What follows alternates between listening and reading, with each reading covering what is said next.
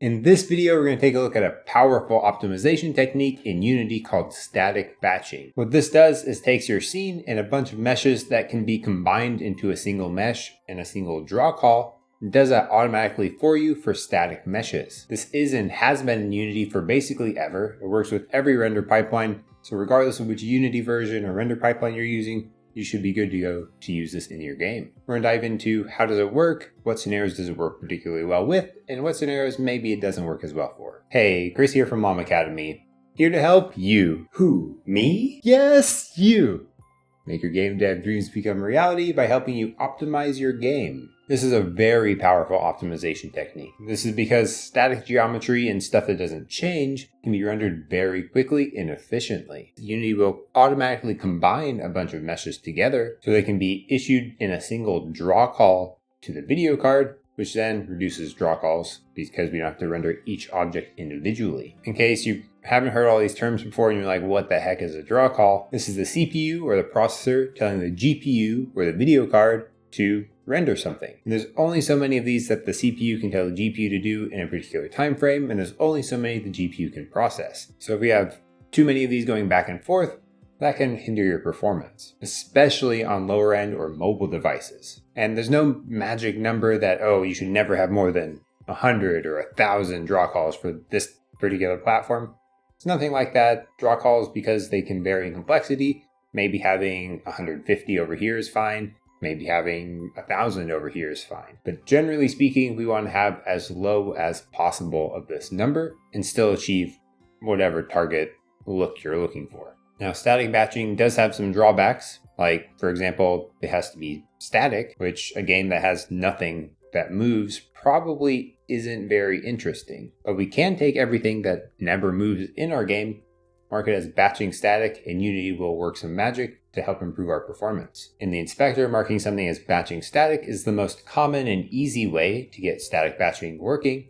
There are some runtime APIs in case you're doing like procedural generation where you can still leverage this system. We're not going to look at the runtime API in this video, but if that is something that you end up being interested in, let me know in the comments and maybe I can take a look at making a video on that. Let's take a look at some simple examples to see how does it work and really understand the basics of this, and then apply that to a larger, more complex scene and see what kind of performance benefits we can see there. In this demo scene, you can see that I have two cubes. Neither of them is marked batching static, and I've disabled literally everything. We have no lighting, no shadows, no SSAO, no post-processing, nothing. So the only batches that we get come from actually rendering these objects. So right now we have two cubes and a background. That's 3 batches, 3 draw calls, 1 to render one cube, 1 to render the other cube, 1 to render the background.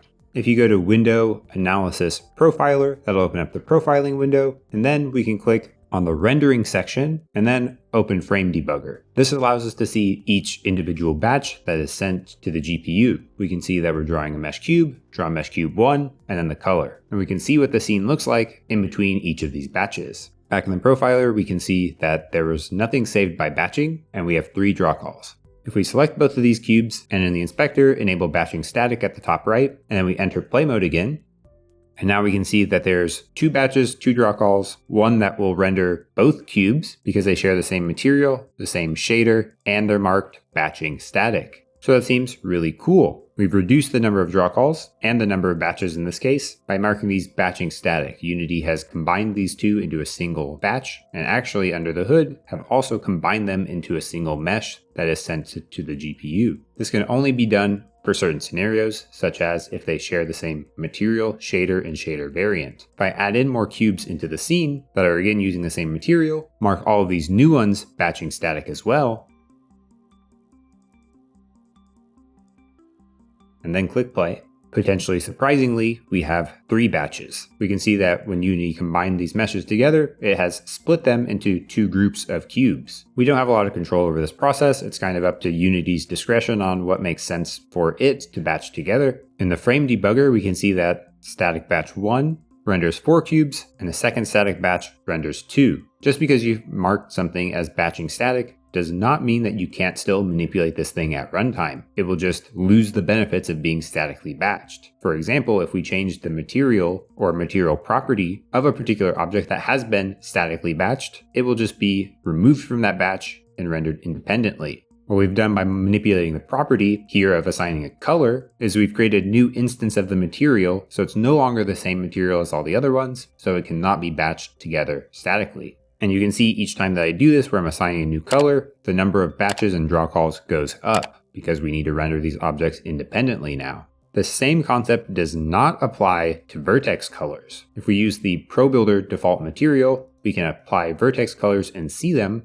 on the object. So in these 4 cylinders that I have, all of these are using the same material but have different vertex colors applied. You can see that they're all rendered in a single batch still. That's because vertex colors are not a property of the material, they're a property of the mesh. So when these get combined, those vertex colors can be preserved and not introduce new draw calls or new batches. If we use the frame debugger, we can see that now that our scene complexity has changed, it has opted to batch all of the cubes together in a single batch and all of the cylinders in a different batch. For me, the easiest way to think about it is if this material is not the exact same as another material, it can't be batched together, at least from a static batching perspective. So it's very important if we're trying to optimize stuff for static batching that we set up our scene to reuse the same material as much as possible. A common technique is called texture atlasing that will pack many textures into a single texture. That way you can use the same material to render multiple different objects and have them all look different. I'm not going to get into how to do texture atlasing in this video. We're going to focus only on the static batching piece.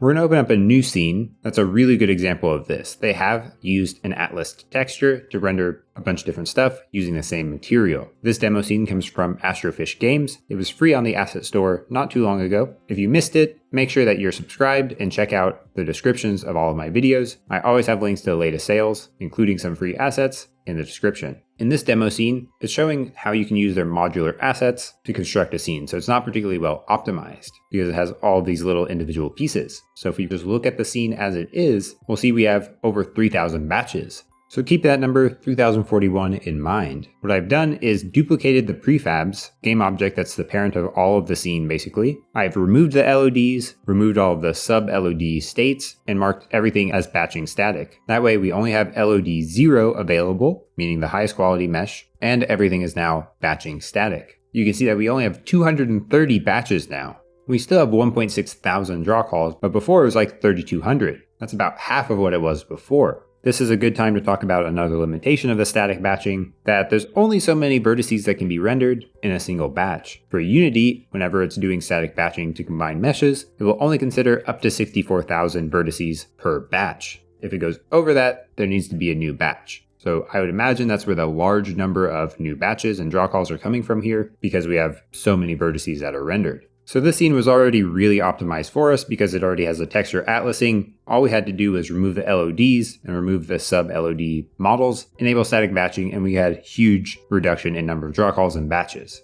Let's take a look now at the Viking village scene that Unity gives us. This is a little bit more complex scene and does not only use a single material. What kind of performance benefits and draw call reductions can we expect to see here? I'll just load this up and make sure that batching static is disabled for everything, and then we'll pause in this location right here. And here we're getting right around 1,500 draw calls. Nothing saved by static batching, there's some dynamic batching, so not a lot saved, which is expected, right? We haven't enabled it yet. If I just select the scene and turn on batching static for everything, click play again and see how it runs. We'll pause at that same location. And here now we can see there's only 900 batches, down from 1,500. That's pretty good for us not doing anything. In the profiler rendering section, we can see 1,300 draw calls, 977 saved by batching. If we bring up that frame debugger again, we can see that there are a lot of objects individually drawn here. At the bottom of the frame debugger, it tells us why was this particular one individually drawn instead of being batched with something else. We can see things like reflection probes and light probes are making it so some of these objects are not batched together. So even though we have enabled static batching and potentially this was a good candidate to be batched with something else, because it was affected by different light probes as the nearby objects or a different reflection probe than nearby objects, we had to render that one individually. And I think that brings up the disclaimer that always has to come in anytime we talk about optimization. Your mileage will always vary in how effective some particular optimization technique will work for your game based on your scene complexity and your specific use case. This is one tool that works very powerfully in some situations to reduce the number of draw calls dramatically. In some instances, such as this one, it's not as dramatic because we have a more complex scene with reflection probes and light probes that made it not work as well. And if you're trying to just increase FPS of your game, this may not be the limiting factor in your performance. For example, if I run this demo scene with static batching enabled, I'm getting around about 40 FPS most of the time. If I disable it and run through the demo scene still, you won't see a dramatic change in the performance. So clearly issuing these draw calls is not the performance limiter for my PC in this particular scene. I've got a link in the description to some documentation from Unity about how we can optimize our draw calls, and all about static batching. Now, while this is a very powerful tool for us, probably if you haven't considered this so far, there will be work in your scene to get the largest benefit out of it. You can do things like texture atlasing to combine materials so you can group more and more of your scene into a single draw call. This can also be taken even a step further by using a system called hierarchical LOD, which improves upon the draw call reduction that we can get out of static batching. I recently covered the system that's also provided by Unity. There's a link in the description and a card on the screen right now if you want to learn more about that system. And if you want to support this channel, you can go to patreon.com/LlamAcademy or click join or super thanks right here on YouTube. Get your name up here on the screen and get a shout out at the awesome tier. The awesome tier, there's Autumn K, Matt Parkin, Ivan, Rulin, Iphiopolis, and Dwarf. And at the tremendous tier, there's Bruno Bozic. And at the phenomenal tier, there's Andrew Bowen. Thank you all for your support. I'm so incredibly grateful.